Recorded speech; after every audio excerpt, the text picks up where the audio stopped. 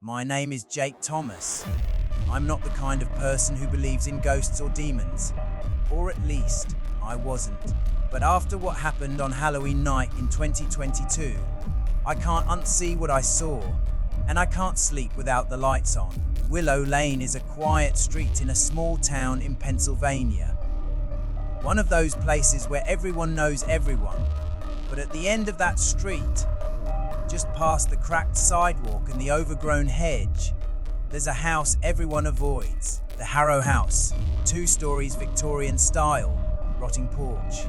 Shattered windows covered with garbage bags. It's been empty since the Carter family vanished in 1997. No moving trucks, no goodbye. They were just gone. Kids at school dared each other to knock on the door. No one ever did. Except me and my 2 best friends, Corey and Matt. It was supposed to be harmless, a stupid Halloween challenge. Corey brought a flashlight, Matt had his phone to record, and I brought a crowbar just in case. We climbed through a side window. The air inside was heavy, thick with mildew and something else coppery. Like blood, the walls were covered in peeling wallpaper and symbols. Scratched into the plaster like someone was desperate to get out. Matt laughed nervously. Probably some satanic squatters or whatever. Let's just do the lap and get out. But Corey wandered deeper into the house toward the basement. We told him not to go down there, but Corey was always the fearless one. He clicked on his flashlight and disappeared into the darkness, calling behind him. Come on, don't chicken out. We heard footsteps echoing, then silence.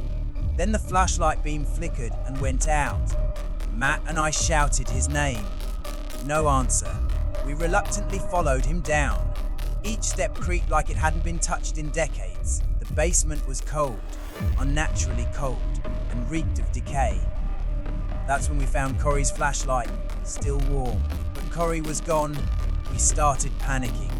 Matt called out, but we heard something else answer. A sound that wasn't Corey. A voice mimicking his tone but wrong. It came from the corner of the basement.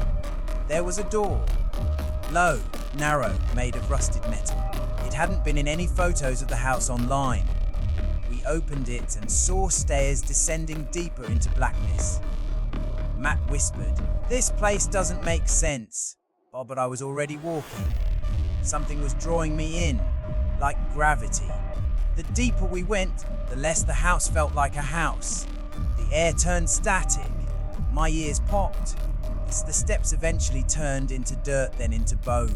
We emerged into a massive underground chamber. In the center was Corey, kneeling, eyes wide, mouth hanging open, whispering gibberish to the wall. But the wall wasn't solid. It moved. Something pulsed under it, like a heartbeat. Faces, dozens of them, pressed against the membrane, screaming silently. Matt ran forward.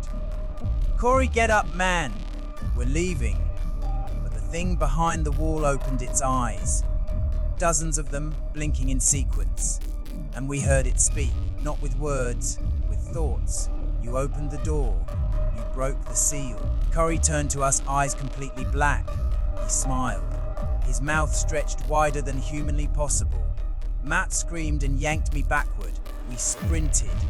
The chamber shook. The tunnel behind us began collapsing. We barely made it up the basement stairs. The door slammed shut behind us. On its own, we bolted out of the house, out the window, into the street. But Corey, he never followed. We told the police. They found nothing. No basement, no tunnel, no symbols, no Corey. Matt refuses to talk about it now. Moved states, blocked me on everything. But last week, I got a voicemail, a whispering voice, just like the one in the basement. All it said was, "One door closes, another opens." But then it hung up. Now I hear knocking on my basement door every night at 3:03 a.m. And I don't have a basement.